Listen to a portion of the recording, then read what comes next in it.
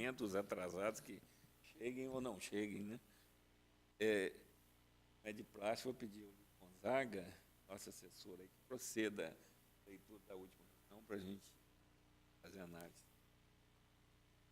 Comissão Permanente de Desenvolvimento Econômico, Indústria, Comércio e Tecnologia. Sinopse conforme artigo 143 do Regimento. Ata da 12ª reunião ordinária. Aos 22 dias do mês de junho de 2017, às 14 horas, no recinto do plenário da Câmara Municipal de Itajubá, deu-se início à 12ª reunião ordinária da Comissão de Desenvolvimento Econômico, Indústria, Comércio, Ciência e Tecnologia. Estavam presentes os vereadores Antônio Raimundo Santi, presidente da comissão, Zé Vladimir dos Santos, membro, Zé Francisco Marques Ribeiro, primeiro suplente. O vereador Jorge Andrade também participou da reunião. Como convidado especial, esteve presente a senhora Aline Diniz, representante regional da Secretaria de Desenvolvimento Econômico, Ciência e Tecnologia e Ensino Superior de Minas Gerais. Falou sobre o tema Programa Minas Digital. Participaram também da reunião o secretário municipal de Indústria e Comércio, Ciência e Tecnologia, José Fernando Graça Bissacô, Zé de Paz de Lima Alves, da Prefeitura, Zé Vanderlei Lima, da FAPEP. Antes de iniciar a sua exposição sobre o tema, o presidente solicitou a leitura das atas da 10ª e 11ª reuniões, que foram aprovadas por unanimidade dos membros da comissão que se encontravam presentes. Em seguida, o senhor presidente passou a palavra para a senhora Aline, que fez colocações importantes sobre o programa Minas Digital. Disse que hoje Minas desponta como polo tecnológico e inovação no país. Além de concentrar o terceiro maior PIB nacional, é o segundo estado com mais empresas de tecnologia da informação e biotecnologia. Conta também mais de 20 incubadoras distribuídas em 16 cidades. É o maior estado em número de universidades públicas e possui 6 parques tecnológicos. Disse que o programa Minas Digital foi criado para atuar como articulador do dinâmico ecossistema de inovação de Minas Gerais. Informou ainda que as políticas estabelecidas pelo programa já permitiram a criação de projetos importantes para Minas, com o crescimento de novos negócios. Após sua explanação, houve a participação de todos os convidados e vereadores, que também fizeram colocações importantes sobre o tema. Antes do encerramento da reunião, o presidente colocou em discussão e posterior votação o parecer do relator referente ao projeto de lei 4182, que autoriza o Poder Executivo a constituir-se como associado fundador da Associação de Apoio à Inovação Tecnológica ao Empreendedorismo. O parecer foi aprovado por unanimidade dos membros da comissão que se encontravam presentes. Ao final, o presidente agradeceu a presença de todos e encerrou a reunião. Eu, Luiz Gonzaga Costa, lavei a presente ata, que tem como parte integrante a gravação em áudio e vídeo, qual se encontra arquivado nessa Casa Legislativa. Câmara Municipal de Itajubá, 22 de junho de 2017, assinam os vereadores Antônio Raimundo Santos, José Vladimir dos Santos e o vereador José Francisco Marques Ribeiro. Vereador.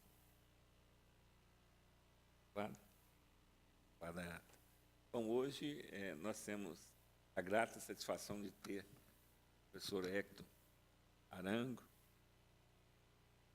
da FACESM, e também diretor de assuntos da educação da ACIEI, dando o prazer de estar aqui com a gente para comentar um pouquinho sobre os aspectos econômicos do Itajubá, o que ele está enxergando para o nosso município nesse contexto aí de Brasil. Professor, prazer. Esteja à vontade, né? Você está sempre em casa, é uma satisfação para nós. Passo-lhe a palavra para as suas considerações. Bom, muito boa tarde a todos, em primeiro lugar. Queria falar da satisfação, da alegria e principalmente da honra que representa para mim poder estar aqui hoje nessa casa, falando de um tema que eu aprecio muito e que eu tenho por profissão e até por obrigação de conhecimento, mas uma casa que eu prezo muito, que representa um povo que eu aprendi a amar profundamente, tá? E que hoje é minha casa. Então, de fato, me sinto verdadeiramente honrado, vocês não avaliam o quanto. Quanto ao tema que eu tenho para discorrer, é um tema que, sem dúvida nenhuma, ele está muito ligado à questão política também, que é, na verdade, o ofício, talvez, dessa casa. Entendo que a política ela tenta fazer o melhor para o cidadão. Muitas vezes, quando a gente entende o melhor para o cidadão, pensa justamente em aspectos ligados à economia. Então, fica difícil dissociar uma coisa da outra muitas vezes, né? Mesmo que a gente queira. Então, o tema realmente nos interessa porque afeta toda a população, tá? Afeta todos nós, tá? E é um tema que, quando muitas vezes a gente começa a discutir daqueles velhos assuntos de bar, né? São bom e outras coisas mais, na verdade, quando a gente fala de economia, a coisa fica séria e todo mundo quer saber, quer prestar atenção e se interessa por isso. Então, a missão que me foi passada hoje, né, e agradecendo já, além da honraria que me foi dada ao vereador Santi, agradecendo também, tudo bem, Renato, aos vereadores Chico Marques, Marcelo, tá, e Renato, tá, por ter me propiciado essa oportunidade. Voltando ao tema, então, falando sobre o tema nosso, sobre economia, a verdade pretendia estruturá-lo em 3 partes, tá? Uma parte por que isso? Porque, embora o tema seja um só, que é o estado da economia no nosso município, fica difícil dissociá-lo do contexto no qual ele se encontra geograficamente. Nós estamos inseridos dentro de uma região específica, né, que tem características muito particulares e não necessariamente idênticas a, por exemplo, as do Brasil, ou até do próprio estado de Minas Gerais, né? E também ficamos no Brasil. E, por último, ficamos no mundo, tá? Então, muitas vezes, a gente vai falar da nossa casa, com certeza, mas o que acontece lá fora, o ambiente externo, acaba, de certa forma, muitas vezes condicionando, inclusive, os resultados que podem ser obtidos, né? Não há como muito você imaginar que Itajubá se encontra dissociada geograficamente das regiões e do país, do continente e do mundo, tá? Então, talvez seja mais fácil, tá, iniciar pelo contexto atual do Brasil. Não pretendo fazer isso de forma longa. Também eu poderia apresentar uma quantidade enorme, milhares de números. Nós temos serviços estatísticos no Brasil que nos permitem ter muitas informações numéricas a respeito do Estado e gerar um diagnóstico interessante a partir desses dados. Esse diagnóstico vai ser feito com base nesses dados, mas sem passar, talvez, pela tortura de ter que assistir esse monte de números na cabeça. Na verdade, o que importa, basicamente, é a interpretação, tá, desses números, e não os números em si. Inclusive, muitas vezes, os números são apresentados de uma maneira conveniente, para não dizer outra coisa, não necessariamente, então, refletem coisas boas ou ruins, tá? Então, a análise sempre tem que ser feita de maneira técnica e com muito critério, com muito cuidado, tá? A análise da situação Brasil, ela permite trabalhar com um universo de variáveis mais amplo do que seria no caso municipal, por uma questão de disponibilidade de dados, tá? Depois, regionalmente e localmente, a gente vai estar também falando um pouquinho, tá? Que é, na verdade, o que mais nos interessa. Bom, em relação ao Brasil, bom, o contexto mundial hoje, em termos de economia, em termos de política, é um contexto bastante particular, é um contexto onde existe uma incerteza bastante grande em todos os níveis, e isso tem atrapalhado muito as relações comerciais entre os países. Recentemente passamos por uma crise muito importante, todo mundo sabe disso, tá? A crise de 2008, que teve seu epicentro numa economia central e não numa economia periférica. Isso foi uma novidade interessantíssima, porque historicamente a gente sempre via falar o seguinte: teve uma crise no México, teve uma crise no Chile, teve uma crise na Argentina, teve uma crise no Peru, teve uma crise no Brasil, teve uma crise na Grécia, sempre países considerados geograficamente periféricos, né? E então dava a impressão de que sempre era culpa nossa, né? Porque, né, país periférico, então a culpa deve ser deles, eles não fizeram a coisa certa. Só que em 2008 a crise pegou de cheio a principal potência econômica mundial, tá? A crise foi no seio do sistema de crédito e atingiu o sistema financeiro, que é um bom representante da maior economia do mundo, e nos Estados Unidos. Ela se alastrou depois para outros países, já tinha começado no Japão de uma forma parecida, também no setor imobiliário, por incrível que pareça, em 1980. Diga-se de passagem, o Japão, desde aquela data até agora, não conseguiu se recuperar adequadamente, então, para vocês terem uma ideia do que nós estamos falando. A crise depois foi também para a Europa, enfim. E Estados Unidos, até agora, tem dificuldades, né, para recolocar a economia nos trilhos. A verdade é essa. Nós estamos falando de uma economia consolidada, sólida, forte, que tem feito, inclusive, esforços enormes, por exemplo, disponibilizando crédito em quantidades enormes, trabalhando com taxas de juros baixíssimas. Ou seja, você não entende muito bem, quer dizer, a gente entende, mas as pessoas comuns não entendem muito bem por quê isso está ocorrendo, ou por que simplesmente não é tão simples, né, se recolocar uma economia do tamanho dos Estados Unidos no trilho. E isso, de fato, tudo bem, agora sim, agora está começando alguma coisa em torno de 1%, né? Começa a se falar em termos de aumentar um pouco a taxa básica de juros na economia, tá? Mas você vê que não é uma coisa assim, como às vezes a gente exige do Brasil, né? Então, esse é o contexto internacional, onde o Brasil está inserido. Não vou tecer maiores comentários a respeito de como o Brasil passou por esse período, tá? Nós, primeiro, meio que fomos um pouco arrogantes, isso não tem nada a ver conosco, depois a gente se deu conta que tinha a ver conosco sim, hoje a gente precisaria muito de que o mundo se recuperasse para ajudar na recuperação do próprio Brasil.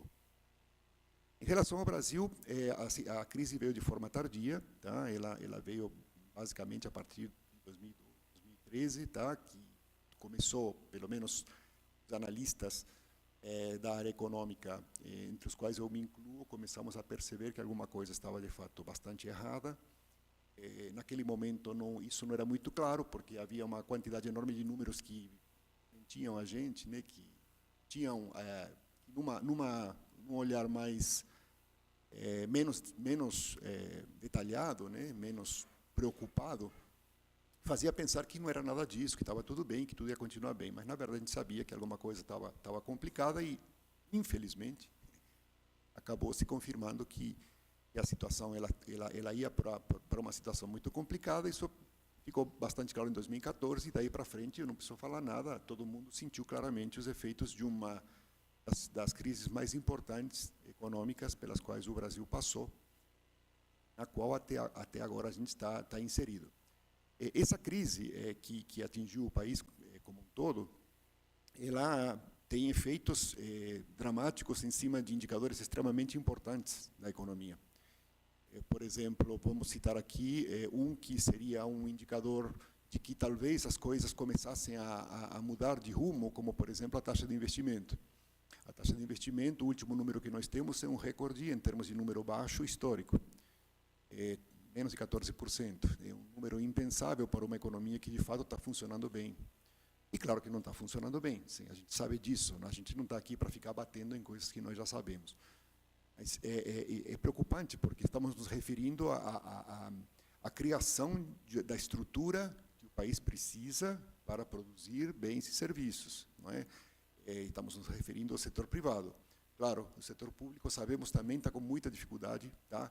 Os créditos, os recursos extremamente escassos, portanto, fica muito difícil se pensar em alternativas como houve no passado, em que as taxas de poupança eram maiores e que se bastava o governo, por exemplo, começar a investir para, de alguma maneira, dar um impulso na economia. Isso é, hoje, bastante difícil de que ocorra. Tá? Então, com o setor público sem muita condição, sem muita margem de manobra para tentar, de alguma maneira, incentivar o setor privado, e com o setor privado nesses níveis de investimento, a gente percebe que nós temos um caminho longo a percorrer até que a economia se normalize. Tá? Ou seja, até que os sinais positivos da economia permeiem todo o tecido econômico, e não somente um outro aspecto da economia. Aliás, uma observação a respeito disso, é evidente que nós todos queremos ter um clima de otimismo. Tá? É evidente que nós todos queremos acreditar que as coisas vão melhorar. E, às vezes, lançamos mão de alguns indicadores específicos, né, para dizer, olha, as coisas estão mudando. Tá? Mas, e, de fato, isso ocorre. Por exemplo, tem alguns dados claros de que tivemos em abril e em maio o crescimento do emprego. Que legal, claro, sem dúvida. Excelente. Tivemos, nossa, no Produto Interno Bruto, no primeiro trimestre foi positivo. Ótimo, fazia tempo que não era, tá? Mas os dados não são dados consistentes, tá? Quando você faz uma análise um pouco mais detalhada do que gerou esses números, tá? E em função disso, e qual que é o impacto disso, mais uma vez, no agregado de toda a nossa economia. Então, quero dizer que não seja, que claro que é melhor que isso tenha acontecido, mas não tem que tomar cuidado em relação a essas informações. E esse otimismo que nós queremos ter tem que ser um otimismo também um pouco mais consubstanciado, um pouco mais verdadeiro, até para que não se frustre mais a nossa população, que já está um pouco cansada, né, de ouvir que as coisas vão melhorar e não verificar isso na realidade. Tá? Então, esse clima, né, de otimismo que precisa ser realmente retomado, ser retomado com bastante cuidado, tá? Com bastante atenção para não gerar falsas expectativas. Então, bem, me referi a um aspecto particularmente complicado, tá? De todo o conjunto da economia, que é a taxa de investimento, mas a gente, claro, que pode avaliar várias outras variáveis, indicadores da economia, que são importantíssimos para que a gente possa ter um quadro mais completo. Quanto à renda, por exemplo, ao Produto Interno Bruto, a renda do Brasil,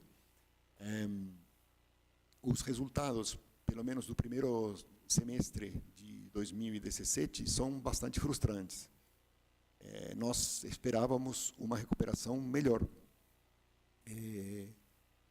Não só mais consistente, como também melhor em termos de números.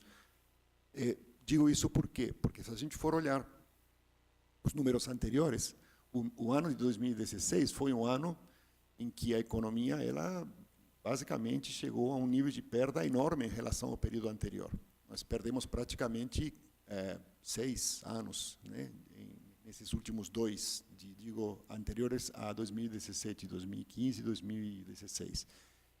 Então, nós estamos saindo de um patamar realmente muito deprimido, que seria 2016, quando a gente está falando em sair da crise. Portanto, números muito modestos, como que a gente está observando, e pontuais, não do conjunto da economia, realmente frustram, tá, a nossa expectativa de que as coisas sinalizem uma retomada melhor na economia. E essa retomada melhor na economia encurtaria o prazo até que a gente chegasse ou voltasse a patamares importantes em algumas variáveis fundamentais e que afetam muito a população, como, por exemplo, a questão do emprego, tá? Que é um outro fator, uma outra variável de enorme importância, na qual nós temos dois fenômenos perversos, né? O primeiro fenômeno é a perda realmente do número de trabalhadores no sistema formal da economia, com impactos absurdos, inclusive sobre o próprio poder público, né? Porque representa a queda de arrecadação e por aí mais, né? Mas nada se compara ao drama de uma família que perde o seu emprego registrado, né? E E aí vem um segundo aspecto perverso, não bastasse esse, que é o fato da perda da renda média. Ou seja, o volume de recursos que cada família angaria pelo seu trabalho está cada vez menor. Então, e é claro que isso aí tem efeitos dramáticos sobre também toda a economia. Por exemplo, logicamente sobre a demanda, tá? Que vai sinalizar, então, para o setor produtivo o quanto que ele vai investir, e talvez isso explique um pouco o número que eu falei agora há pouco, né? Bastante não, muito modesto em relação à taxa de investimento. Lembrando que a taxa de investimento é calculada em relação ao produto interno bruto, que já caiu, então o efeito é duplamente ruim. Então, esse que seria, talvez, por exemplo, digamos, se a gente tivesse o poder de escolher um dos fatores na economia brasileira para melhorar, né, talvez a gente fosse unânime aqui numa votação de que vamos recuperar primeiro o emprego, né, porque esse é o fator que mais vai impactar positivamente a sociedade.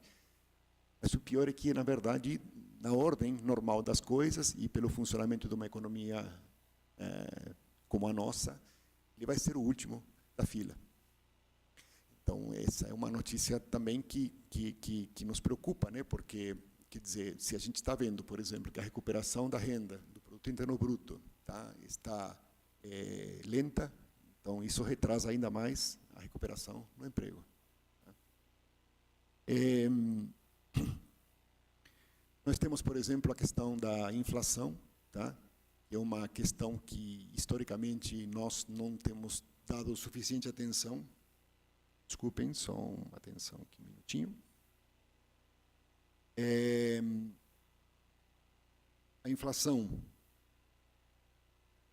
é uma variável de uma importância muito grande para qualquer economia que se preze, que queira realmente ser estável, que queira ser sustentável, que queira desenvolver a longo prazo, né, com consistência, com equilíbrio, principalmente porque a defesa da moeda nacional, eu acho que deveria ser uma questão constitucional, ela é de extrema importância para manter um clima equilibrado nos negócios e não beneficia especificamente uma ou outro setor da economia, ele beneficia toda a economia e principalmente a população. Até a população de baixa renda, ela é mais sensível a variações nos preços do que propriamente a população de alta renda. Claro, não é bom para ninguém, mas se a gente for escolher um prejudicado maior, sempre acaba sobrando, né, as pessoas que têm menos poder aquisitivo. E, na verdade, ela volta a entrar num ritmo bastante razoável de valores.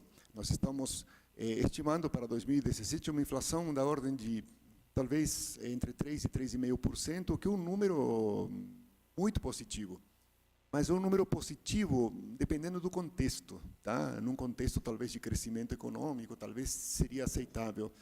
Num contexto como que nós estamos, ele é, na verdade, resultado da impossibilidade das pessoas adquirirem produtos, como a gente, inclusive, vai ver depois, né, quando analisarmos os resultados do setor comercial.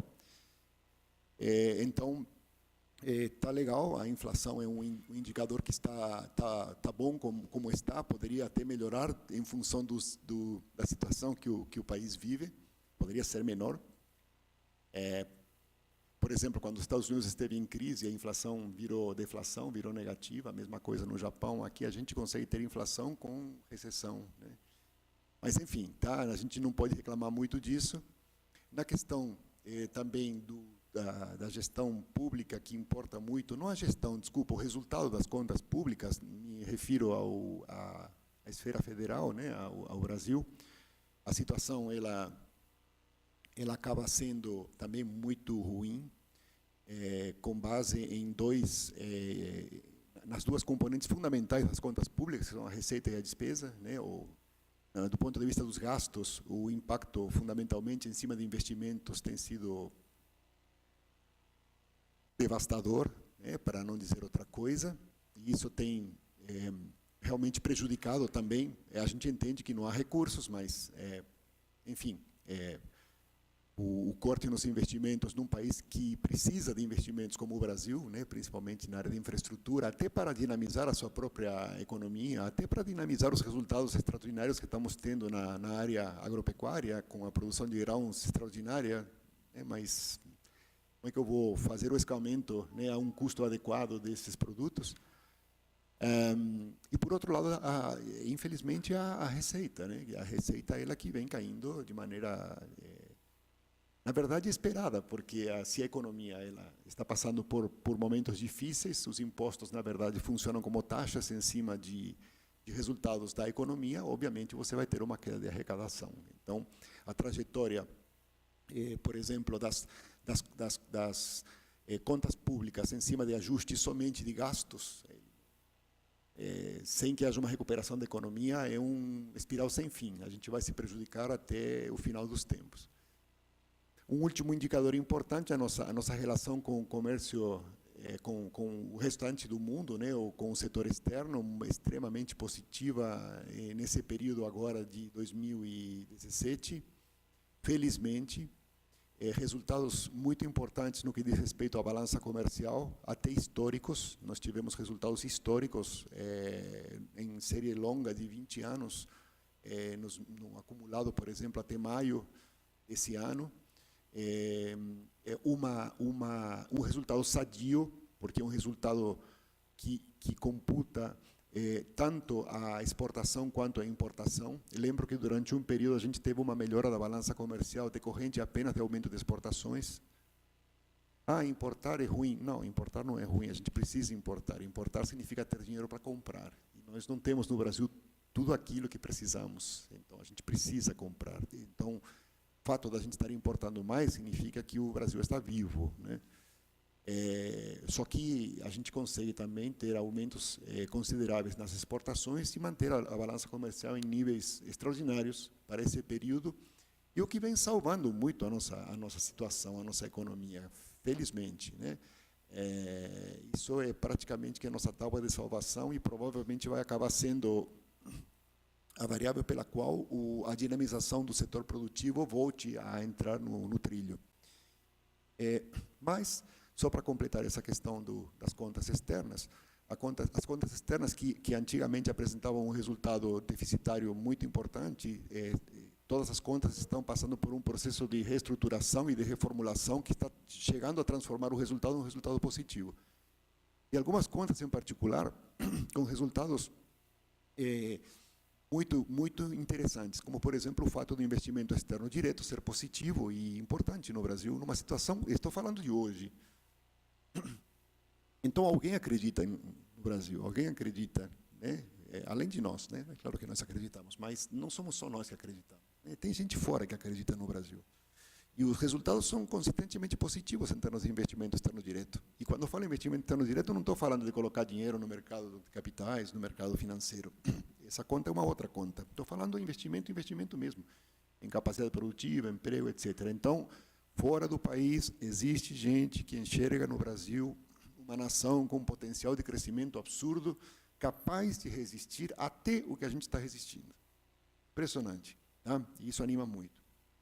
Mas o resumo geral de toda essa situação, ele não é positivo, tá? Ele é um resumo que nos indica que ainda precisa muita coisa a ser feita, e que, no contexto que a gente se encontra, por exemplo, em Itajubá, na nossa região, a gente ainda vai ter que esperar para que o clima lá fora, né, para que essa tempestade toda passe e voltemos a ter um clima mais positivo, para que também ajude o desenvolvimento local e regional.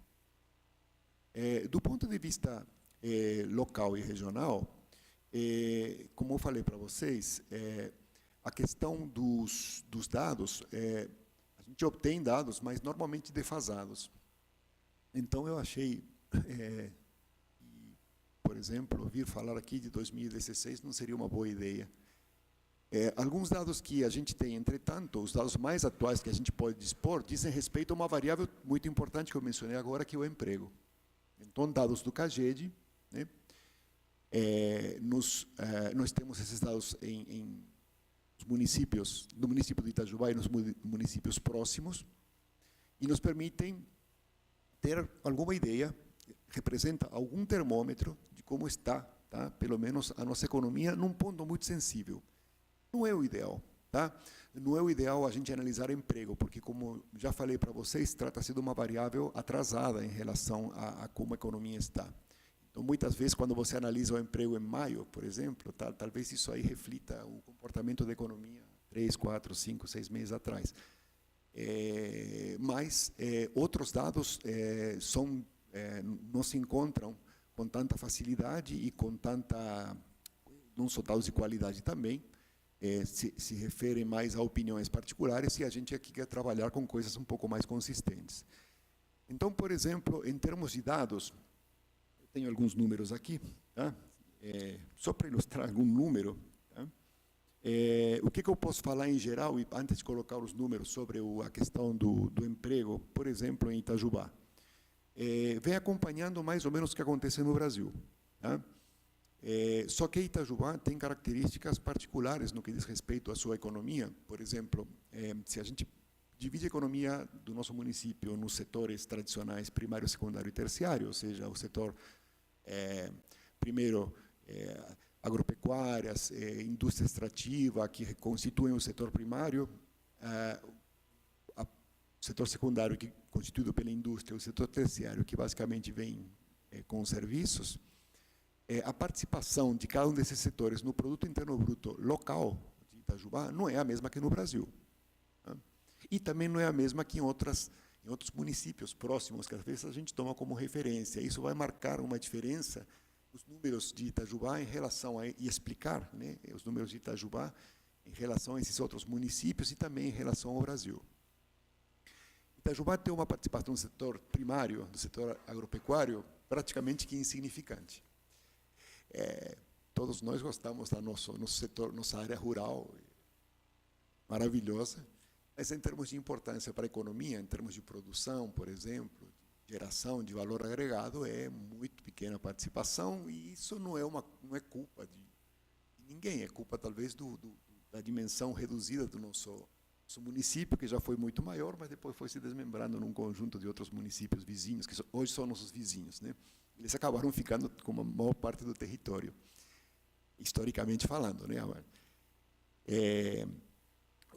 Mas, em última instância, o nosso município tem uma participação insignificante do setor primário, uma participação razoavelmente importante da indústria e uma participação maciça, tá, dos serviços, né? Nós somos sob esse ponto de vista, né, se a gente fosse olhar os números de Itajubá e comparar com nações desenvolvidas, a gente seria uma nação desenvolvida por esse parâmetro, né, que elas têm essa característica, né? A maior parte é serviços, um pouco de indústria e quase nada de agricultura. Isso vai impactar, então, no que aconteceu, por exemplo, com o emprego de Itajubá. Itajubá está positiva na criação de empregos desde o início do ano, mas positiva de forma marginal. Tá? A indústria, de fato, conseguiu ter um resultado positivo em termos de criação de empregos em Itajubá, o que é extraordinariamente positivo, dado o contexto que a gente se encontra. Mas, em alguns outros casos, tá, as situações não são tão favoráveis. Às vezes, no geral, tá, parece que a coisa está bem, mas pontualmente, dependendo do setor, a coisa não tá indo muito bem.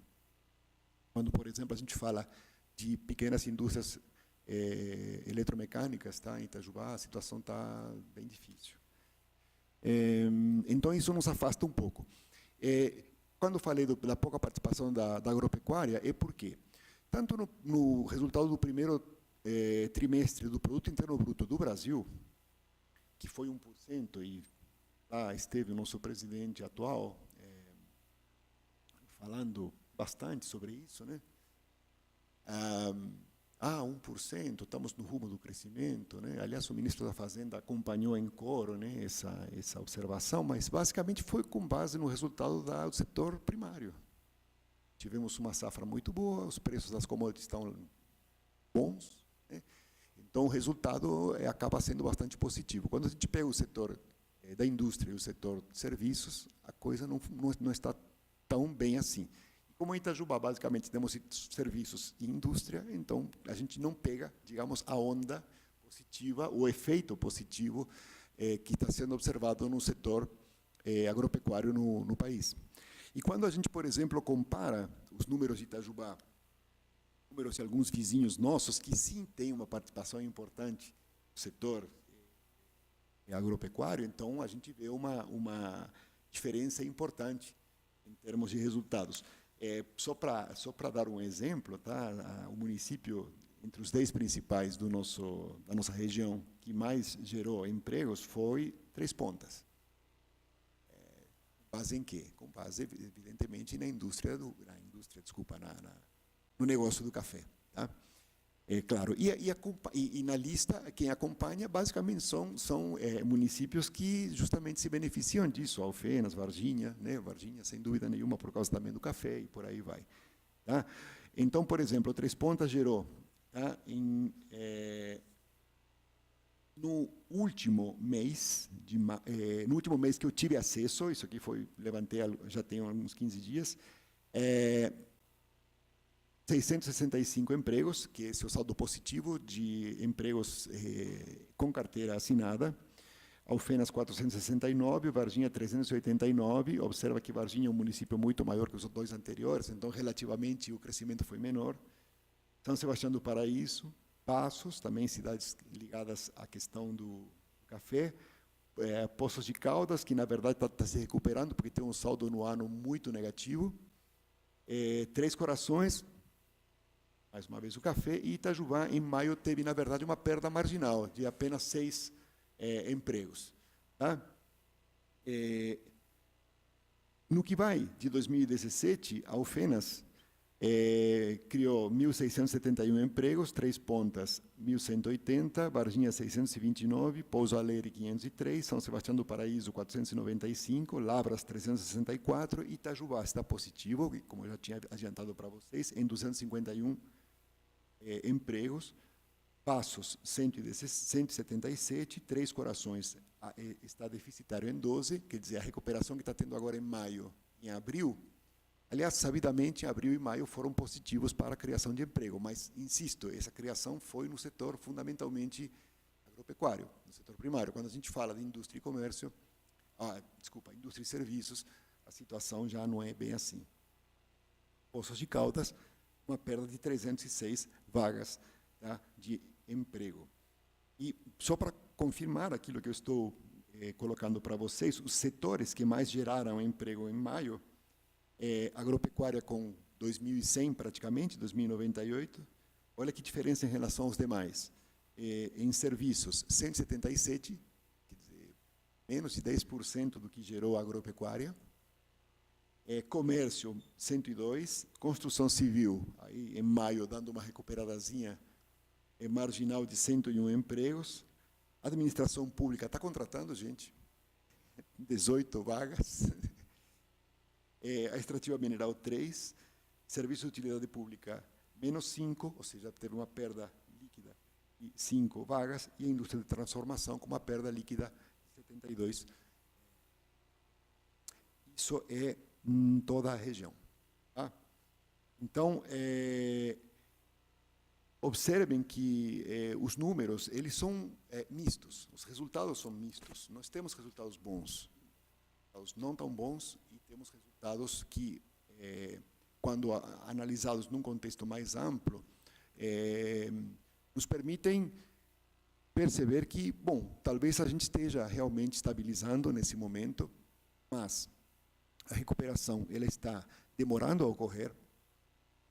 É claro que o ambiente político ali não é favorável, mas a economia brasileira ela consegue também ter a sua certa autonomia, mas nesse momento, tá, não, por exemplo, mesmo que houvesse uma solução imediata do conflito político que está ali instaurado no âmbito federal,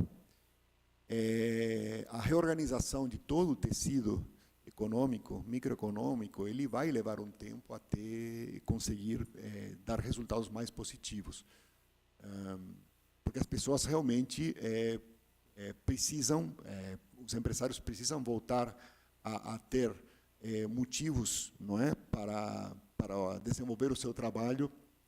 E esse equacionamento, ele é um equacionamento não muito trivial, tá? E não depende também apenas de voluntarismos. É claro que a gente pode fazer coisas para as coisas melhorarem, não tenha dúvida, cada um tem que fazer o seu, em todas as esferas. Mas a gente seria muito arrogante se imaginasse que só com o nosso esforço as coisas melhoram, tá? Aliás, seria uma responsabilidade absurda também, não é? Mas precisa realmente um tempo um pouco maior para que as coisas vão se assentando. As melhoras que estão ocorrendo também, elas são feitas em cima de uma base, já falei isso anteriormente, bastante frágil, tá? 2016 não é um ano para ser tomado como exemplo. E, infelizmente, as estatísticas sempre se referem um pouco ao anterior. Então, nós temos, por exemplo, em alguns casos, números bastante preocupantes de comparações com 2016, que foi um ano ruim, e em 2016 está pior ainda. Claro, não é o contexto geral, mas pontualmente isso chega a ocorrer. Eu tenho dados também que poderia apresentar para vocês. Não sei como é que estou de tempo aqui. Como é que estou, Santi? Estou no 5. Então, vou declinar da apresentação formal disso em termos de slide, tá? Para fazer um resumo a respeito de informações, por exemplo, da Federação, da Federaminas, tá? Que é a entidade estadual nossa que cuida, ali apareceu aí o nosso FEComércio, né? Que cuida da nossa parte de comércio, fazer um resumo do que tem nesse documento, que é uma análise que mistura duas coisas, né? Uma comparação de resultados concretos, né? Efetivamente observados, se refere ao mês de maio, tem comparações em relação, por exemplo, normalmente a abril, mas também tem comparações interanuais, quer dizer, com maio do ano anterior, 2016, e também tem algumas coletas de expectativa dos que participam do segmento de comércio.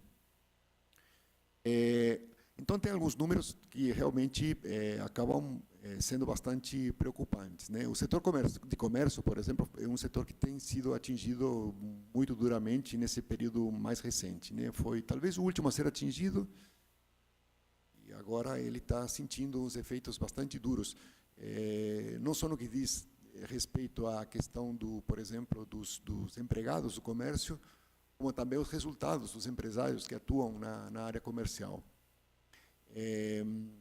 As expectativas em maio, por incrível que pareça, são bastante otimistas. Então, quer dizer, as pessoas, elas, de fato, querem acreditar, e elas querem ter uma vontade importante de que as coisas se encaminhem e melhorem, mas a realidade mostra, em comparações, por exemplo, com 2016, piora em vários aspectos, inclusive rentabilidade. Na maioria das empresas, essa rentabilidade ela piorou. Em termos, por exemplo, de outros fatores, como intenção de contratar funcionários, tudo demonstra claramente que o setor comercial, que é um setor que precisa muito, que é talvez o que mais precise da questão do otimismo, a gente sente isso muito participando das reuniões da Associação Comercial, né? Aquela vontade, vamos gente, vamos lá, realmente está passando por uma situação bastante crítica.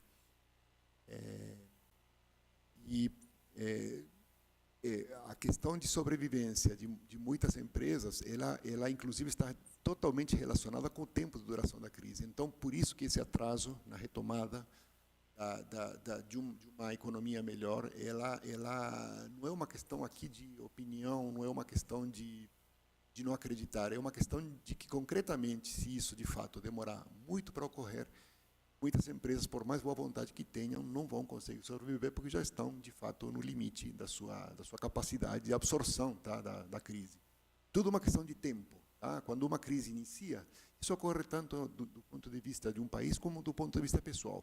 Você sempre está muito ânimo para enfrentar isso. Depois de 2 anos em crise, você começa a se sentir já não tão positivo, digamos assim, mas mesmo que você esteja positivo, a própria duração, às vezes, das coisas acaba comprometendo a própria sobrevivência. Então, É difícil, não sei se alguém vai questionar isso, precisar exatamente quando que o Brasil vai efetivamente retomar um processo mais consistente de crescimento econômico. Não estou falando nem de desenvolvimento, estou falando só em crescimento econômico. Falar em desenvolvimento seria temerário nesse momento.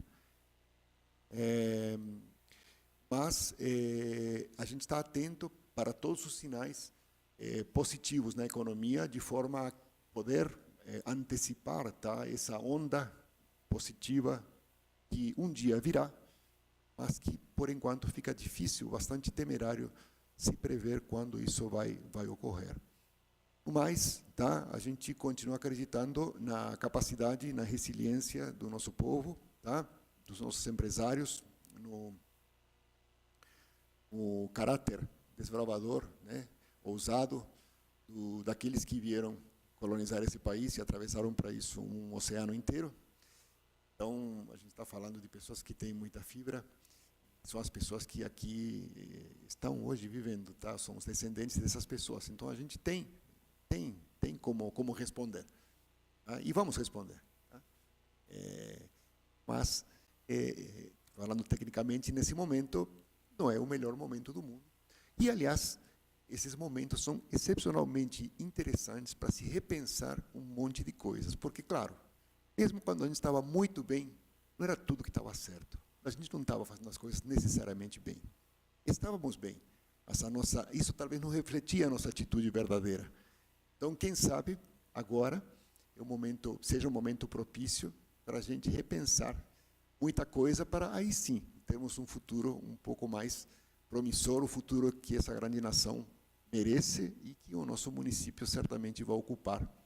Já ocupa e vai ocupar, vai melhorar, vai permitir que todo mundo tenha acesso a tudo de bom que nós temos aqui. Pessoal, desse jeito eu gostaria de mais ou menos encerrar. Claro que fico à disposição para discutir. Eu estou me atendo a uma questão de tempo, porque, a rigor, como eu gosto bastante do tema, poderia aqui ficar falando um tempão, né? Bem mais. Mas eu entendo que todos temos o nosso limite e que espero ter podido, dentro do tempo que eu tinha e da complexidade do tema, dos dados também que dispunha, ter podido esclarecer um pouquinho a situação. Se quiser discutir mais questões pontuais sobre o município, também estou aberto, tá? Sem problema nenhum. Tá? Eu gostaria de agradecer, vereador Santi. Vou felicitar a presença do Renato aqui também. Quero deixar para os vereadores, então, se quiserem pontuar alguma coisa com o professor. Eu queria primeiro agradecer a presença do professor Hector Arango. Sempre muito bom aprendizado a gente escutá-lo. Cumprimentar também os vereadores Santi, Marcelo, Renato, os assessores. Professor, eu não sou da área, né? Então talvez eu acabe formulando algumas perguntas aqui, alguns questionamentos, mas me perdoe aí se estiver fora da reta, né? Da rota. A gente escuta muito o governo federal dizer que o juros está sob controle, a bolsa subiu, o dólar caiu, a inflação está sob controle. Isso não é suficiente para nos animar, né? Pelo que falou aí, não é o suficiente para nos animar. Eu acredito que a questão da credibilidade política dificulta o investimento, e esse investimento na indústria, na geração de emprego, ele é maior do capital externo ou do capital interno? Então, sem dúvida, é um elemento importante, tá? Quer dizer, a credibilidade política, ela é importante, mas também não adianta ter muita credibilidade política em um país que não oferece efetivamente condições, né? A gente sabe que o Brasil é exatamente o oposto, né? Quer dizer, um país que oferece muita condição, remuneração importante do capital, que isso que vai motivar basicamente o interesse pelo investimento, seja ele nacional, seja ele externo. Então, por exemplo, quando os empresários, via de regra, daqui ou de fora, vão pensar no investimento, são projetos que, normalmente, quando são consistentes, são projetos de mais de 10 anos, né? estamos falando de investimentos que realmente vão somar, esse é um investimento de um ano, por exemplo. Isso aí é uma questão muito pontual na história econômica de um país, então a gente não leva muito a sério. Mas quando você está falando de indústrias, empresas grandes que vão... As decisões são tomadas de uma maneira na qual vamos analisar uma quantidade enorme de fatores. O Brasil é positivo num grande número deles, é negativo em alguns, sem dúvida. E, por exemplo, no que diz respeito especificamente à questão da credibilidade, não é tanto a credibilidade, ao clima, né, que se vive hoje de bastante incerteza, de bastante insegurança em relação ao futuro político do país, isso não é, claro, um ponto positivo. Então, eventualmente, pode ser que alguns investidores eles revejam os seus projetos, mas não que os abandonem. Ninguém vai rasgar um projeto de investir no Brasil por causa de uma situação temporária, não é? Desde que a situação temporária não se transforme numa situação permanente, né? Falando aqui em termos de engenharia um pouquinho, desde que o regime transitório não vive no regime permanente. Mas, por exemplo, só para ter uma ideia como ilustração, né, que eu falei para vocês do investimento externo direto, é curioso verificar como, até surpreendente, né, como, apesar da situação toda que o país está atravessando, que de fato não é positivo, isso não tem a ver com nenhum tipo de conotação política, é absolutamente fora disso, né? E acho que qualquer pessoa sensata percebe que uma situação de desarranjo como a gente vive não é positiva, né? Há um desarranjo importante. Isso altera isso cria um cenário que pode mudar algumas regras de jogo que não se sabe quais são. E esse tipo evidentemente que o investimento tem aversão a esse tipo de situação. Não é positivo. Mas, por incrível que pareça, o investimento externo direto é positivo. Eu tenho contato com investidores estrangeiros do exterior, que a gente auxilia para investimentos no Brasil, e eles têm uma concepção muito positiva do país que, às vezes, fica difícil fazer-lhes entender os riscos associados, por exemplo, à questão política que a gente passa no momento. Talvez o investidor estrangeiro seja até menos, atendendo a sua pergunta, né, sobre se o investimento externo ou investimento interno, talvez o investidor externo seja menos avesso a isso do que propriamente o nosso investimento nacional. Tá? Para o investidor estrangeiro, parece que isso é uma coisa que vai se resolver. E por outro lado, também, uma visão muito comum, na minha concepção correta, e nós estamos incorretos, então, pela minha avaliação, agora uma opinião pessoal, a respeito da importância que, efetivamente, o Estado tem na economia. Tá? Alguns investidores são de origem de países onde o Estado, claro, é importantíssimo, senão você não tem nada, mas ele não tem um papel tão central na questão da determinação do futuro da economia. Como, por exemplo, acontece às vezes, ou nos parece que acontece no Brasil, como se a gente esperasse que alguma coisa vinda de um gestor em particular fosse resolver todos os problemas, e a gente sabe que também não é assim. Na verdade, pelo trabalho das pessoas, que as coisas, de cada um de nós, que as coisas melhoram. Então, talvez por essa diferença de visão, talvez aconteça isso, né? Se dê menos importância à questão do estado atual da coisa pública e se pense que, bom, isso aí se resolve, e o Brasil é um país promissor, então eu vou lá e vou investir mesmo, e vem e investe. Né? E dá certo, né? Quase sempre. Outra questão, professor, já municipalizando um pouco a nossa conversa, então, eu queria, hoje a palavra que mais a gente escuta, na televisão, nos jornais, que a gente lê, tudo, a palavra é crise, né? É a mais falada hoje. É uma realidade, a gente não pode negar isso. Mas isso não se pode generalizar, né? Por exemplo, vamos pegar um funcionário da Marli que trabalha lá há 15 anos, continua trabalhando, ele é o cabeça do casal, a esposa está lá cuidando das crianças, ele teve o reajuste salarial dele agora esse ano. Não podemos dizer que essa família tem crise. Não. Está fora da crise. E aí vem uma pergunta. Se uma prefeitura tem um orçamento de X no ano de 2016, e em 2017 ela tem X mais Y, ela está em crise? Bom, a princípio, se ela tem X, se ela tem um recurso adicional, ela tem mais recursos para investir naquilo que, bom, que a princípio a sociedade espera que ela invista, não é?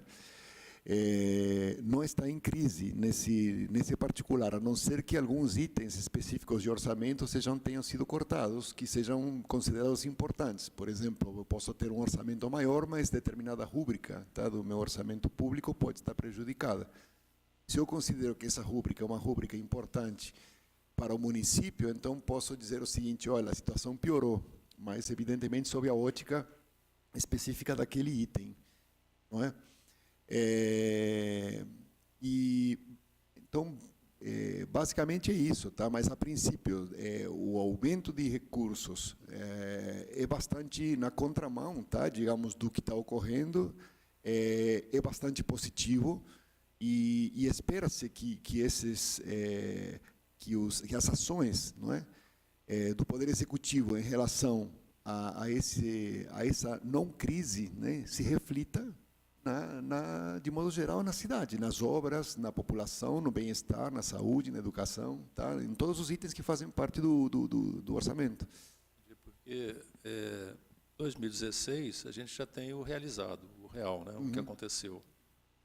2017, eu concordo, porque é uma previsão, pode não acontecer até o final do ano aquilo que estava previsto. Mas acontecendo, com essas observações que o senhor fez, nós não podemos dizer que a Prefeitura de Itajubá está em crise, ou a Prefeitura está em crise, né? Porque ela tem mais recurso para... comparando com essa família, né, que tem lá o cabeça do casal, que teve o reajuste salarial, que continua... É claro, desde que, eu entendo, né, e ele não faça com que as despesas deles sejam maiores do que a receita. Aí há um desequilíbrio e ele vai entrar em crise, certamente. Exatamente. E, principalmente, digamos assim, corresponder a investimentos, né? Se a comparação entre investimentos e gastos, né, por exemplo, for positiva, né? Porque há também como se mexer nisso, né? Que é exatamente o que, por exemplo, no âmbito federal, a gente tem observado, né, uma parada completa nos investimentos. Recentemente, acabamos de ver uma notícia nessa semana de que acabou o dinheiro para financiamento de casas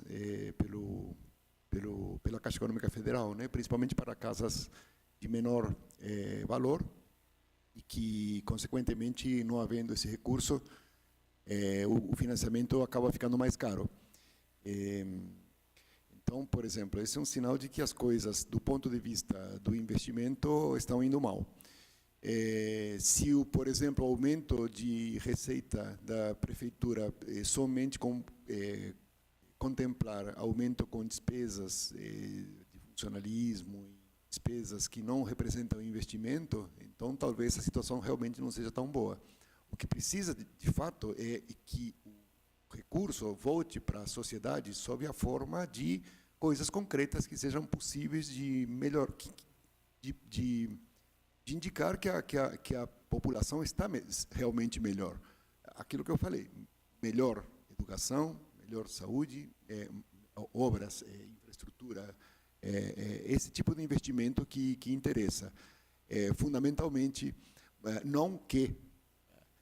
Com isso, não quero dizer de forma nenhuma que o funcionalismo público não seja importante. Claro que o é, não, sem dúvida nenhuma, mas a gente tem que ter o tamanho certo, tá, desse grupo, né, dessa máquina estatal, e nunca prejudicar, por exemplo, aquilo que a gente vai devolver à sociedade em termos de investimento com apenas pagamento, tá, com gastos ligados à questão de despesas já contratadas, porque aí não se gera benefício, não é? Professor, tem que ver a questão do endividamento do município, não é?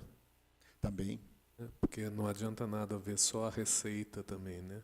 Você vê a receita, você vê a contribuição que você recebe, mas se uma empresa ou uma prefeitura está cada vez mais endividada, isso reflete no Claro. desenvolvimento ou não da Mas cidade, isso né? já está na coluna de despesa. A coluna de receita está aqui, a coluna de despesa está aqui. Na coluna de despesa está embutido parcelamentos dos investimentos. Sim, Sim, mas, acredito- mas a receita pode ser maior, né? Pode estar crescendo de ano a ano. Né? Não, a receita de 2016 foi uma, de 2017 foi maior, foi X mais Y. Então, teoricamente, você... isso eu estou falando como leigo, tá? O senhor Não, me corrija, sim. por favor. Mas aí você tem a sensação de que a prefeitura está em desenvolvimento, mas aí você tem que fazer uma análise também, não só das despesas, como do endividamento dela, né? Não, contabilmente está correto, né, a colocação, mas acho que o vereador Marcelo Kraus se referia à questão da proporção com que isso ocorre, né? Quer dizer, na verdade, eu estava tentando dizer a mesma coisa em relação aos investimentos. É toda uma questão de proporções, né? Qual é a proporção do investimento, qual é a proporção do endividamento, que, de fato, se você tiver um endividamento muito elevado, por exemplo, se ele tiver um perfil longo, você pode criar a impressão de que há um desenvolvimento, um boom de desenvolvimento, mas que, na verdade, vai ser pago lá na frente, porque o que se amortiza não é o total, o que entra na despesa é apenas o que está se pagando no período do ano. Então, se tiver um perfil muito longo, posso trazer do futuro um monte de dinheiro, colocar aqui, né, e depois... Agora, imagina-se que isso seja feito com controle, não é? Apesar de que a gente já tem exemplos de alguns estados e algumas municípios, desculpem, né, que já passaram, que estão passando por dificuldades sérias em função de um desarranjo da questão justamente das dívidas, né? O caso do Rio de Janeiro, e em termos de estados, tanto município quanto estado, no caso do estado do Rio Grande do Sul, Minas Gerais não está passando muito longe disso. Então, claro que tem que haver um cuidado, né? Um equilíbrio, né? Gerar, não há problema nenhum em que haja endividamento para o crescimento, mas claro que tem que ser numa taxa aceitável. Na verdade, na legislatura passada, não sei como é que o vereador Santos votou, mas já imagino que foi contrário. O prefeito mandou um projeto aqui, nós estamos citando o exemplo da Jubá, não com nenhuma intenção de crítica política, Sim. mas como uma realidade. Mandou um projeto de lei para casa para aprovar financiamento de 17 milhões de reais, parece, foi isso, né? Isso, certamente, se fosse na atual legislatura, não passaria, porque hoje os vereadores, independente de posições políticas aqui, têm uma responsabilidade muito grande com relação a essas coisas. Aí passou, autorizando o prefeito a se endividar em 17 milhões de reais. Acho que foi uma brincadeira de mau gosto, porque não é esse documento da Câmara Municipal e chega lá no governo federal, no BNDES, sei lá, Caixa Econômica Federal, de onde é que vai sair esse recurso. Não é esse documento que libera o recurso. Isso passa pela Comissão de Orçamento e Finanças do Senado, que tem a responsabilidade de autorizar ou não o valor. E lá eles olham capacidade de pagamento, capacidade de endividamento, esses dois componentes. E aí o valor, me parece que o valor que foi autorizado lá foi 1 milhão e pouco. Exatamente para não acontecer o que o vereador Marcelo Kraus está dizendo, né, do município se endividar de tal forma que há um desequilíbrio entre receita e despesa.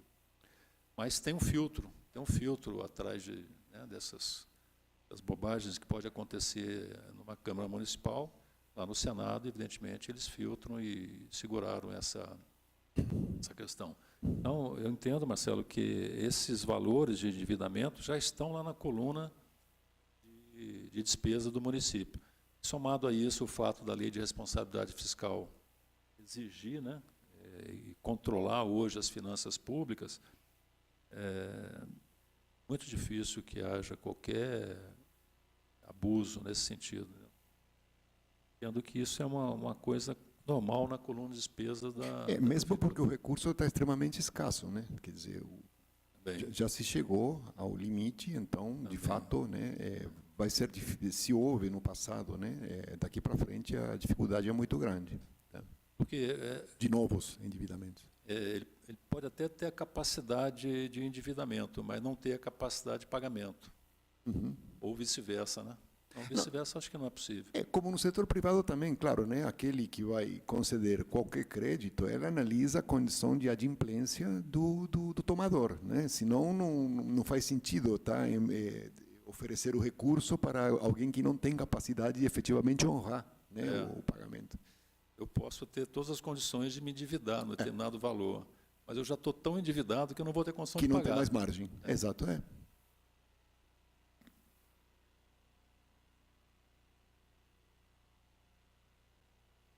Boa tarde, vereador Santi, presidente dessa comissão, vereador Chico, vereador Marcelo, amigos assessores aqui, professor Hector, muito boa tarde, muito bem-vindo a essa reunião. Eu fico muito feliz em poder participar de um momento como esse, porque eu gosto muito de ouvir pessoas com propriedade para falar, especialistas em alguma área, a gente sempre aprende muito. Eu gostei muito da sua fala no final aqui, onde o senhor demonstrou bastante otimismo em acreditar no potencial do brasileiro, na sua resiliência, em conseguir com a sua criatividade, com a sua energia, o seu empreendedorismo, levar o país, levar adiante, né, e conseguimos passar por esse momento tão delicado que é a situação econômica hoje, não só no cenário nacional, mas também no mundo, né? Eu queria apenas fazer uma pergunta. O senhor disse que em 2008 já analisavam, junto com outros especialistas, alguns indicadores que demonstravam que era preciso tomar muita cautela, porque estávamos caminhando, então, para uma crise econômica no cenário mundial. Mas, ao mesmo tempo, alguns indicadores positivos contrariavam isso, né? A pergunta que eu quero fazer aqui é o seguinte: eu, sendo também bastante otimista e acreditando muito que nós vamos conseguir dar a volta por cima dessa situação, a pergunta que faço é a seguinte: quais são os principais indicadores consistentes, na opinião do senhor, o qual nós devemos ficar atentos para que vão nos apontar uma saída dessa crise, dessa situação econômica no país? Eu sempre imaginei que o indicador mais importante fosse o número de empregos, né? Sempre imaginei que meu pai, ele fazia essa medição quando ele ia nos supermercados e observava se o povo estava comprando, estava saindo com um carrinho cheio. E aí, dependendo do que ele via nos primeiros dias dos meses, ele dizia se a gente estava em crise ou não, né? Mas eu queria ouvir do senhor, quais são os principais indicadores, principalmente nós aqui, né, como representantes do povo, temos que ficar atentos para que vão nos apontar para uma melhora ou para um alerta vermelho, né? Essa é a minha pergunta, professor. Muito obrigado. Professor, só acrescentar aí um comentário na pergunta do Renato. Fique à vontade, vereador. O ministro Meirelles disse que ele mede pelo pedágio, pelas fábricas de embalagem, papelão, né, e pelo combustível. Isso é verdade? Eu vou comentar também. Obrigado pela pergunta, vereador Renato. Antes de mais nada, deixa lhe dizer que seu pai estava certo quando ele colocava, né, que pelo carrinho de supermercado e pelas pessoas lá e pelo número de empregos a gente vê se a gente está em crise ou não. O grande problema é que aí é um indicador atrasado, se a gente tem certeza que não está em crise, ou se o supermercado está cheio de gente comprando e o emprego está bom, definitivamente a gente está bem. Mas quando isso começou? Aí, infelizmente, esse indicador é um indicador atrasado. Então, isso ocorre quando já está tudo bem. Então, se a pergunta for quando que vai estar tudo bem, a resposta é muito fácil e tem a ver com o que o seu sábio pai falava, tá? É quando quando as pessoas estejam empregadas e com salários bons, e a gente vai estar bem. Mas, para chegar nisso, o que teria que acontecer, e voltando então ao seu questionamento, quais são as variáveis, né, que realmente são importantes, e acompanhando a questão bem colocada pelo vereador Chico Marques, está a respeito de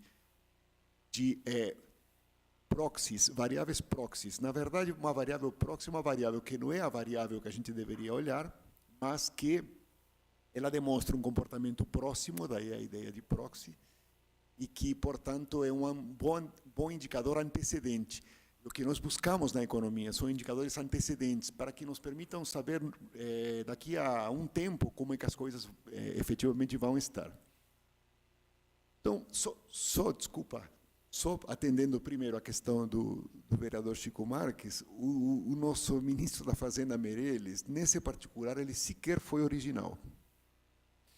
Porque, infelizmente, esse é o indicador que o primeiro-ministro da China observa há muito tempo atrás em relação à economia chinesa. Então, bem, pois é, né? É legalzinha a ideia, mas quando é nossa é melhor ainda, né? Quando é dos outros a gente descobre, fica meio chato, né? Realmente, olha, são indicadores importantes, são termômetros importantes do andamento da economia real, né? Isso é extremamente importante. A economia real é diferente da economia monetária, porque observa que os indicadores que foram mencionados pelo ministro Meirelles, e que são aqueles que o pessoal na China leva em consideração, são indicadores da economia real, ou seja, são números que não são dinheiro, tá? Número de pedágios, né? Tudo não é dinheiro. Quando a gente monetariza, às vezes tem um efeito monetário que disfarça um pouco as situações. Por exemplo, a inflação disfarça isso, a taxa de câmbio disfarça. Tem uma série de distorções criadas por indicadores de natureza monetária. Então, o PIB, por exemplo, é um indicador complicado, né? Produto interno, porque é moeda. Tem seu lado bom, mas tem seu lado ruim também. Mas voltando à questão, então, dos indicadores que a gente precisa estar atento, basicamente, aqueles relacionados ao setor da indústria, ao setor empresarial e relacionados a investimento. Fundamentalmente, isso que vai gerar a capacidade no futuro de você absorver, por exemplo, a mão de obra. Então, no ciclo natural de crescimento, numa economia de mercado como a nossa, o que vem em primeiro lugar? Vem, em primeiro lugar, o investimento em aumento da capacidade produtiva, tá? Para depois vir a contratação. Porque esse aumento na capacidade produtiva ele só ocorre depois que o uso atual da mão de obra é esgotado. Então, por exemplo, se você tem produtividade para adicionar ao trabalho, você não vai contratar mais pessoas, você vai aumentar essa produtividade, tá? Inclusive, se há ociosidade também. Então, no funcionamento de uma empresa, você primeiro vai verificar se todo mundo está trabalhando tudo aquilo que é possível, aceitável, tá? Não estamos falando aqui de explorar ninguém, estamos dizendo o seguinte, olha, às vezes uma pessoa está trabalhando a metade da carga. Por quê? Porque ela é preguiçosa, porque ela não quer trabalhar? Não, porque os projetos que a empresa tem fazem com que, se ele trabalhar o dobro, ele vai ficar a metade do mês à toa, porque não vai ter demanda de trabalho. Então, a capacidade de suportar mais, dentro do que é lícito, lógico, tá? Beleza, esse é o primeiro ponto. Depois que isso for esgotado, é que vai vir a questão do investimento. Tá? Então, por isso que muitas vezes você coloca recursos na economia, dizendo assim, não, agora o país vai crescer porque coloquei recursos. Ora, os Estados Unidos colocaram uma quantidade enorme de recursos e não cresceram. E a Europa a mesma coisa. E nós vai ser a mesma coisa. Não adianta colocar dinheiro na economia, que aliás não tem, mas se tivesse, você iria colocar dinheiro à toa. Porque os empresários não investem só porque tem dinheiro. Uma condição é ter dinheiro, mas isso não gera uma consequência imediata de investimento. Posteriormente virá o investimento, para posteriormente começar a haver uma nova absorção da mão de obra. Então, para ter uma ideia, tá, de como esse processo ele demanda tempo. Diga-se de passagem, é um processo em que precisa haver confiança suficiente em todos os estágios desse processo. Então, não dá para com uma medida, por exemplo, pontual, gerar magicamente essa condição de que todo mundo acredite e volte a crescer. Esse que é o grande obstáculo, né, que nós temos de recolocar o país nos trilhos do crescimento. Tá? Por isso que eu me referia, não é só uma questão de voluntarismo. Quem que não quer que o Brasil cresça, que o Brasil melhore? Me diga uma pessoa. Não existe. Mas, infelizmente, a gente precisa encontrar a receita certa, né? Nós temos muitas coisas positivas, temos que encontrar a maneira, então, de equalizar, tá? De organizar toda a economia, toda a microeconomia, toda a relação entre cada elemento, cada ator econômico, para gerar o crescimento. Isso inclui trabalhadores, empresários, investimentos, uma série de coisas. Mas estamos atentos a isso. Tá? É exatamente isso que o vereador perguntou, basicamente ligados à questão de investimentos, tanto no setor público quanto no setor privado. É isso que vai, no futuro, nos dizer se a economia vai ou não vai. Infelizmente, por mais resultados positivos que tenhamos agora, em alguns pontualmente, o investimento está ruim, então não há como pensar em que esse é o que tem que melhorar primeiro para as coisas irem para frente.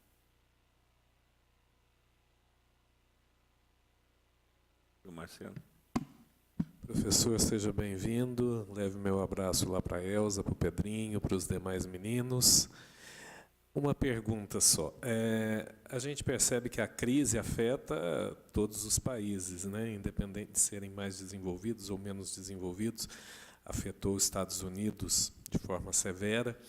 E lá eu percebo que a corrupção é bem menor do que a corrupção aqui no Brasil, pelo menos essa é a minha sensação. Como que o senhor vê essa questão da corrupção com agravamento de crise? O senhor acha que a corrupção aqui no Brasil ela contribui maciçamente para a crise? E outra, como que o senhor vê essa relação de poder público com o empresariado?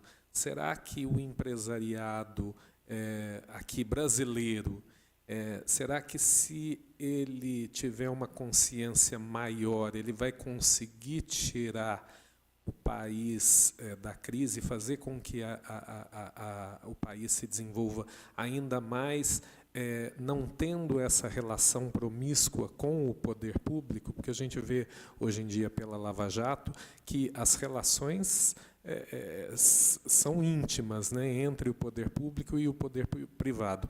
A gente percebe que as construtoras, como o Odebrecht, enfim, contribuem demais para a corrupção do país, né? A gente não pode falar que a culpa é só do político, né? Muitas vezes também do empresariado, né? Então, os dois estão ali de mãos dadas, né? Então, como que o senhor vê toda essa relação de corrupção dentro de uma crise econômica, principalmente aqui no país, no Brasil? Marcelo, então, bom, obrigado pela menção à minha família. Tá? Nossa, que pergunta difícil, meu Deus do céu. Olha, em primeiro lugar, vamos separar a questão da corrupção, que é uma ação ilícita, do que seria uma estrutura entre poderes, que é uma coisa não necessariamente ilícita. Então, por exemplo, foi mencionado de forma muito própria a questão da proximidade entre os agentes governamentais e as empresas, o que constitui um determinado arranjo de como se governa o país e como se fomenta o crescimento do país, que já foi observado em outros países historicamente e que é uma mistura perigosa, tá? Mas não necessariamente tem porquê, tá? Gerar corrupção, tá? Por incrível que pareça, né? Ou seja, na verdade a corrupção, eu sei que nós queremos achar o culpado disso, vai ser difícil. É difícil porque a corrupção é uma questão que tem muito a ver com questão de posicionamento ético, com uma questão de valores, questão de uma série de coisas que às vezes a gente nem percebe que tem. Tá? Então, é muito difícil. Né? Eu acho que não é fácil realmente encontrar o culpado pela questão especificamente dos crimes que eventualmente estão sendo noticiados e que eventualmente foram cometidos. Né? Agora, aqui a questão do arranjo onde ou em que, tá, o governo guarda muita proximidade com o setor privado, ela gera problemas no futuro, não tenha dúvida, e não necessariamente pelo fato, por exemplo, de haver corrupção. Pode ser todo mundo santo, que nós vamos ter problemas e incentivos que vão prejudicar a dinâmica de desenvolvimento da economia. Por exemplo, antes de que tivéssemos esses escândalos todos, eu já estive algumas vezes, quando tive a oportunidade de falar, ficando indignado com a proximidade entre o poder público e o poder as empresas, no que diz respeito, por exemplo, ao funcionamento da economia. Por exemplo, parecia-me um absurdo que houvesse negociações entre o setor automobilístico e o governo para definir níveis de impostos que eventualmente durante um tempo deveriam existir de redução para que as empresas investissem. Ora, as empresas não têm que investir porque o governo durante 1 ano, 2 ou 3 diminui os impostos. Ou então, se quiser diminuir os impostos, tenha a hombridade de diminuir os impostos para valer mesmo. Ou seja, não, peraí, tão altos, por que desenvolver os impostos por 1 ano? Qual é o sentido disso? Sentido nenhum. Tá? Isso demonstra que há margem para se diminuir os impostos o tempo todo. Então, por que não diminui o tempo todo? Aí, quem sabe, gera um impulso, mas também não é por isso necessariamente que as empresas vão investir. Ou seja, tudo é uma grande mentira em relação a isso aí, está evidente para quem compreende, está isso de forma um pouco mais clara, me refiro às consequências econômicas disso, e observa que aqui ninguém falou que o governo estava levando alguma coisa com isso, ou alguém do governo foi corrompido por isso, ou algum empresário corrompeu, foi corrompido, ninguém está falando, estamos falando apenas do funcionamento da economia, isso realmente não é uma boa ideia. Tá? Então, precisa haver um certo distanciamento entre aqueles que são responsáveis pela criação da riqueza do país, que é o setor produtivo, tá? E uma outra área da economia, que é o Estado, né? Não vou falar de governo, vou falar de Estado, que tem que administrar a coisa pública. Tá? Não se trata de tamanho do setor público, não se trata de nada disso, se trata simplesmente de um prudente distanciamento entre alguém que tem que controlar as coisas e alguém que tem que e alguém que certamente quer que as coisas melhorem e o crescimento certamente está motivado, né, pela certeza de que se o país crescer, eu também vou crescer. Isso é lícito dentro de certas análises éticas. Portanto, é a base de crescimento de muitos países que hoje em dia são países fortes. Então, não se vê nenhum problema em relação a isso. Agora, em relação à corrupção, realmente, uma das coisas que eu deixei no ar quando falava do tempo que nós temos agora para refletir a respeito de como as coisas estão ruins e quais são os reais motivos disso, certamente cabe muito uma reflexão a respeito desse tema, né? Ou seja, e não é especificamente no aspecto, por exemplo, da gestão pública, é em todos os aspectos. Na gestão privada existe corrupção no setor privado em todos os níveis, existe corrupção, se a gente for analisar de uma maneira um pouco mais consciente, em muitas instâncias da nossa sociedade, e é claro que esse tipo de comportamento ele não pode ser benéfico para o conjunto da sociedade, porque ele está baseado na ideia de que eu ganho alguma coisa obrigatoriamente em detrimento do outro. Então, qual que é o ganho líquido disso? Nenhum. Na verdade, há um prejuízo. Normalmente, eu ganho 1 e o outro perde 2. Ou outros perdem 3, 4, 5. Então, quando você faz a somatória, que não é uma questão algébrica, mas quando se agrega o resultado para a sociedade como um todo, dinamicamente, ao longo do tempo, porque isso aí cada vez cresce mais, se eu fiz uma vez, faço 2, faço 3, faço 4, e contagio o outro, que vai contagiando o outro, etc., etc., temos uma sociedade simplesmente desorganizada, anárquica, que não é um bom clima nem para o crescimento econômico, nem para se viver. Tá? Vamos ser francos. Não é? Então, por exemplo, esse é um grande desafio para nós, né? Eu acredito, como brasileiros, né? Refletir a respeito disso. E eu não acredito necessariamente que a gente tenha por que ser mais ou menos, ter mais ou menos tendência, né? Quando eu falo a gente, me refiro do que outros países, mas Parece talvez que seja uma questão de natureza humana. Agora, a gente precisa controlar isso. Precisa encontrar mecanismos inteligentes de controlar isso. Precisa criar mecanismos positivos e mostrar como isso não é bom e como agir de uma maneira correta é bom. Tá? Esse trabalho é complicado, porque isso não se mede em número. Como é que a gente vai fazer um produto interno bruto disso? Mas é um capital fundamental para que o nosso país, não daqui a 1, 2, 3 anos, né, mas talvez daqui a uma geração, 2 gerações, efetivamente faça uma revolução. Tá? Efetivamente passe por um processo de revolução que transforme a vida de todos nós numa coisa melhor. Não porque a gente tem um carro melhor, uma casa melhor, mas porque a gente consegue um clima, uma sociedade mais equilibrada, uma sociedade melhor. Tá? Marcelo, desculpa, mas sua pergunta estava muito difícil.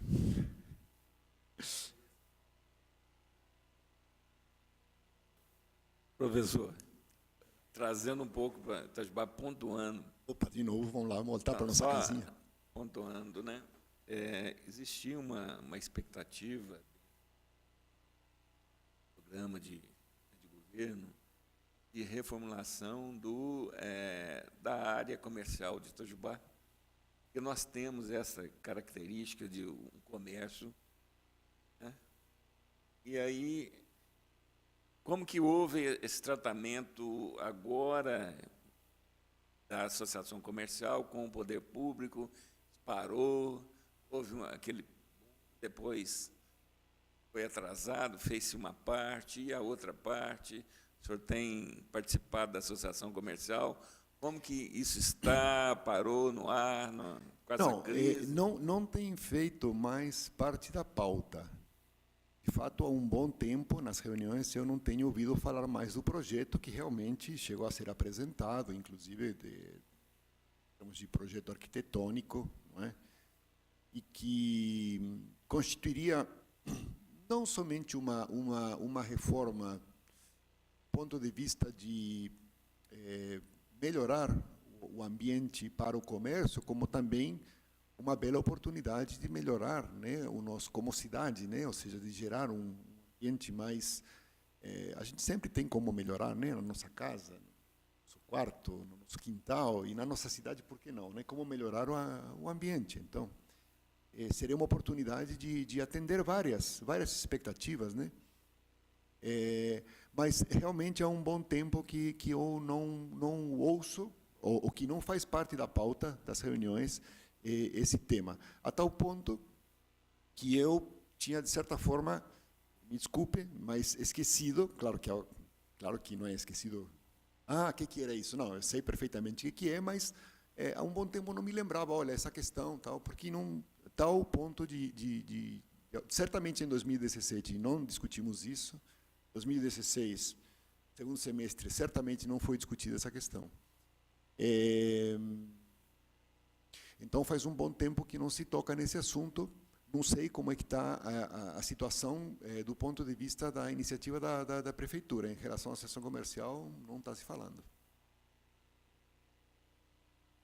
É porque eu tenho o orçamento de 2018, parece que vamos esquecê-lo. Não entrou na pauta. Está na pauta. Na verdade, por isso que eu fiz a pergunta. havia uma solução de compromisso de investimento público-privado, né? Quer dizer, havia uma parte que os empresários teriam que fazer. Eu não sei, falando de forma bem honesta e franca, por que ou por iniciativa de quem o projeto estaria, se é que está, tá? Se não estiver, me desculpe, mas por que estaria congelado? Mas é possível também que o setor privado não encontre nesse momento talvez motivo, tá, para se fazer em função da situação que se vive, mas eu também não posso afirmar que seja efetivamente isso. O clima realmente... Agora, a nossa cidade tem muito espaço para muitas melhoras, né? Aquelas que atendem o comércio, e, na verdade, qualquer modificação inteligente que for feita no meio urbano acaba atendendo a todos. Não tem por que atender somente o comércio, atende os cidadãos, atende os moradores, atende o conjunto da nossa sociedade, né? Então, e é oportuno, é bom, tem muita coisa para ser feita em Itajubá, muita coisa legal. Itajubá tem um traçado que ele corresponde a uma outra época, né? Ela se desenvolveu numa época anterior, e daí as nossas ruas serem um pouco mais estreitas, tá? Os passeios, tal. Mas isso de forma nenhuma, se for tratado de forma adequada, é um problema. Isso pode vir a ser, muito pelo contrário, pode ser até uma vantagem se for bem aproveitado, né? Outras cidades na Europa já fizeram isso. Professor, gostaria então de, em nome dos colegas, pois não? Permite só fazer mais uma pergunta, professor, aqui. O senhor falou da questão da inflação versus recessão, né, que o Brasil consegue ter inflação no momento de recessão, diferente dos Estados Unidos e Japão, e nesses momentos de recessão tem deflação, né, inflação negativa. O senhor atribui isso? É a questão da educação do americano, do japonês, que consegue, vamos dizer, que se adapta ou muda seus hábitos para enfrentar esse período? Ou é alguma ação de governo mais forte, diferente da nossa? É uma ação de governo que reflete um comportamento social que foi inserido, incorporado pela nossa sociedade no período que se criou o mecanismo da correção monetária. Tá? Hoje não existe correção monetária, não estou dizendo que exista, por favor, né? Senão seria crucificado. Né? Não tem isso, mas tem uma dinâmica, por exemplo, tanto nos preços administrados, que são os preços governamentais, quanto em, por exemplo, negociações sindicais, que tendem a incorporar efeitos passados no presente. O que esse tipo de situação ela não se vê em economias que têm uma preocupação mais disciplinada com a moeda. Tá? Então, por exemplo, os reajustes salariais devidos à inflação são um problema que nós temos. E é um problema perverso, porque, por exemplo, como dizer para as pessoas que elas não têm direito àquilo que elas perderam porque a inflação subiu, porque os preços subiram. Mas, acredite, é uma boa solução no momento que gera um problema no futuro, porque você não consegue nunca parar essa dinâmica inercial, tá, de transferência da situação passada para o futuro. E como é que é feito lá fora? Não é feito, não se mexe nessa questão, né? É claro que também a inflação é muito mais baixa, mas é mais baixa talvez por isso. O causa e efeito aí é muito complicada, né? E então por isso é que quando você pega países, né, que tem uma disciplina orçamentária, uma disciplina de gestão da moeda mais firme, você vê que os preços realmente não são repassados, né? Ou seja, se todo mundo sabe que se houver inflação vai haver perda, então que não haja inflação. Aqui parece que não. Se a inflação não tem problema, porque a gente depois dá uma corrigida, e aí corrige de novo, e vai lá, e vai. Infelizmente, eu falei que isso não é correção monetária, e não é.